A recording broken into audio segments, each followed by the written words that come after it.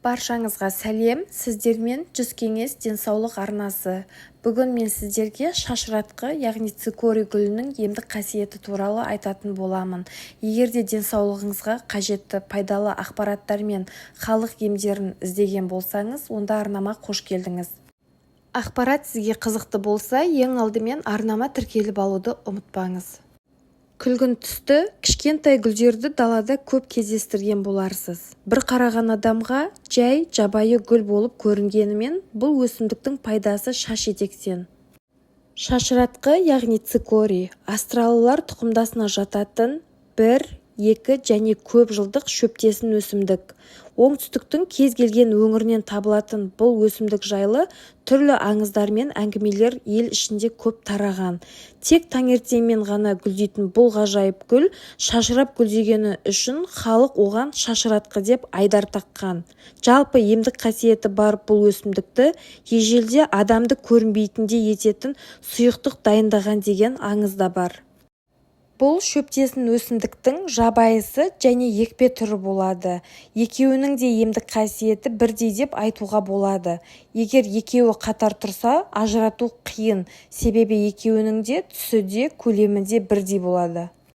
Шашыратқы климат пен жер таңдамайтын өсімдік. Посткеңестік кеңістікте шашыратқы барлық жерде өсетіндіктен оны арнайы екпейді. Халық далада өсетін түрінде тұтына береді. Көрші мемлекеттерде де оны даладан алып дәрілер жасайды. Европада шашыратқыны қолдану кең тараған.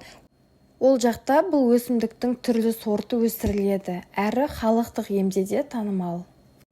Оның әлемде қоңыржай және субтропика аймақтарында өсетін 10 шақты түрі белгілі. Дәрігерлер шашыратқыны ғылыми тұрғыдан зерттеу барысында оның шипалық қасиеттерін анықтады. Өсімдікте кездесетін қант түрлері денедегі пайдалы микробтарды арттырып, ішектегі ауру тудыратын бактерияларды азайтады. Емдік мақсатта шашыратқының гүлдері және тамыры қолданылады. Жабайы өсетін шашыратқы нәрсуының микробты өлтіретін, жара бетін бырыстыратын және тыныштандырушылық қасиеті бар. Шашыратқының тамырында инулин бар. Дала шашыратқысында инулин 30-40% дейін болса, дақылды түрінде 60% дейін болады.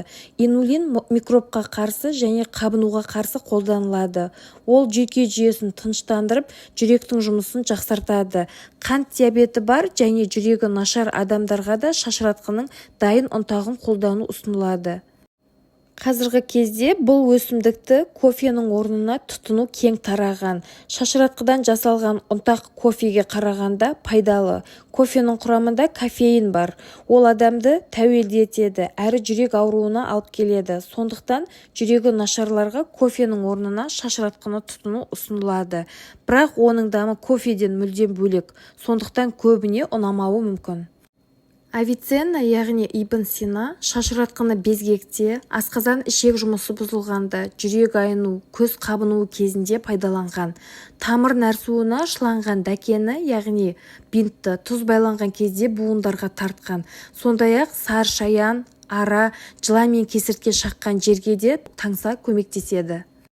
Шашыратқының құрамындағы заттардың іш қату, жүрек және қан тамырлары ауруларын емдеуде әсері мол. Тағы да бір пайдасы бауырды уланудан сақтайды. Халықтық емшара ретінде шашыратқы тамырының қайнатындысы мен шөбінің тұнбасын күш-қуат кеміп әлсірегенде, гепатит пен сары ауру кезінде, өт жолдарына тас байланғанда, асқазан және тоқ-ішек жаралары яғни язва кезінде, аллергияға, экземаға, фурункулезға, көкбауыр ісінгенде, нефритке және шыжыңдыққа қарсы ем ретінде қолданады. Гүлдерінен жасалған тұнба орталық нерв жүйесін тыныштандырып, жүрек қызметін күшейтеді, соғу жиілігін ретке келтіреді.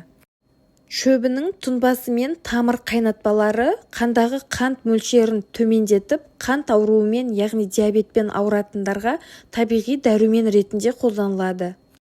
Шілденің аптап ыстық күнінде басынан күн өтіп, ішіне ыстық түсіп, температурасы көтеріліп, асқа тәбеті болмай, көзі шүңірейіп, сылқ түсіп жатып қалған баланы осы шашыратқының гүлінен жасалған тұнбаға толығымен жақсылап шомылдырса, бала ауруынан тез айығады.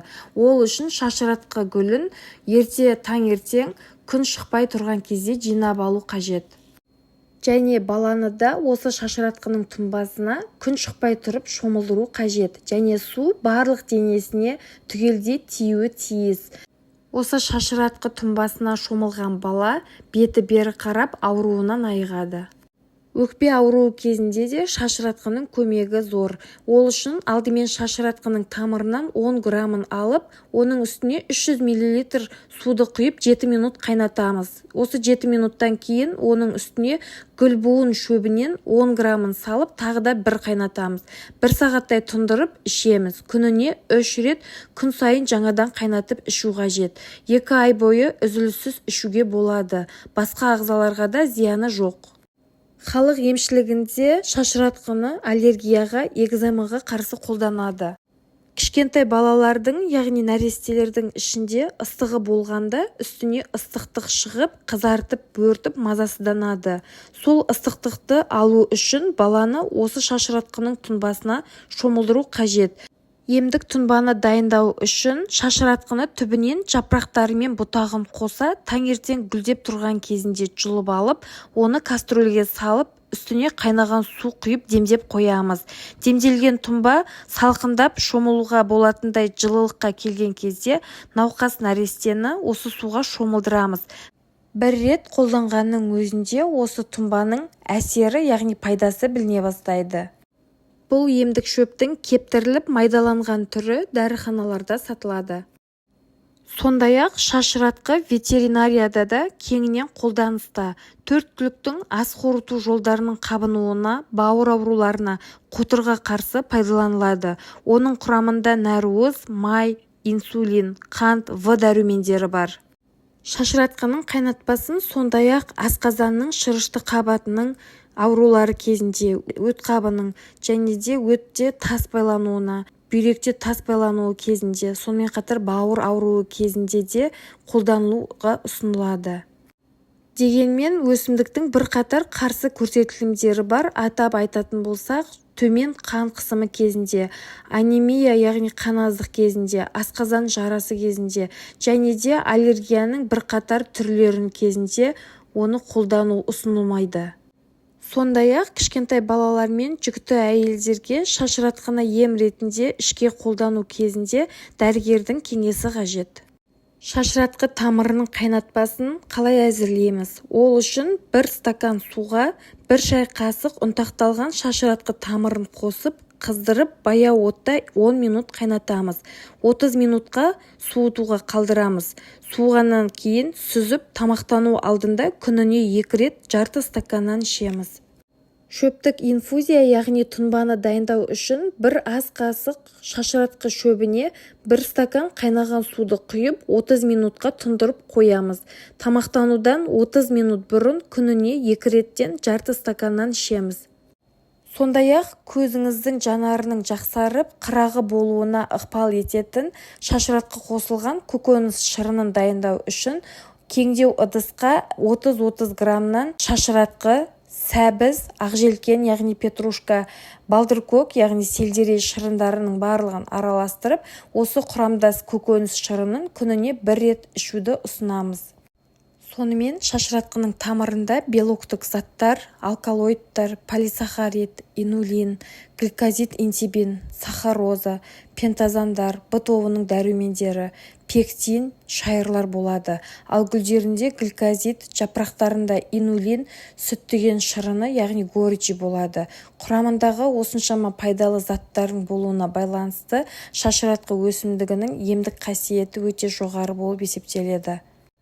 Емдік мақсатта шашыратқының тамырын жинап алып кептіреді. Оның сақтау мерзімі 2-3 жыл. Ал шөбін маусым-тамыз айларында күнге кептіріп алып, оны жабық қорапта сақтайды. Қытайда шашыратқының тамырын ертеден-ақ бауыр, өт қабынуы, іш өту, асқазан ауруларына қарсы пайдаланған. Ал Европа елдерінің дәстүрлі медицинасында шашыратқының тамырын сілекей безі ауруына, геморройға ем ретінде қолданған. Тұқымның қайнатпасын қызуды төмендету, ауруды бәсеңдету үшін, ал гүлдерінің тұнбасын жүрек аурулары үшін пайдаланған. Ал біздің елімізде ас қорыту бездерінің жұмысын реттеу үшін, асқазанның қабынуын, бауыр ауруларын емдеу үшін де пайдаланады. Сонымен қатар тамақ үлкейгенде, нерв жүйесі қажығанда, тіс ауырғанда және бүйрек ауруларын емдеу үшін қолданады. Өт қалтасы қабынғанда және таз пайда болғанда да шашыратқының шипалық қасиеті мол деп есептеледі. Айтылған мәліметтер кәделеріңізге жарасын, қандай да бір емді жасамас бұрын өзіңіздің жеке дәрігеріңізбен кеңесіп, жеке денсаулық жағдайыңызды ескеріңіз. Дендеріңіз сау болсын.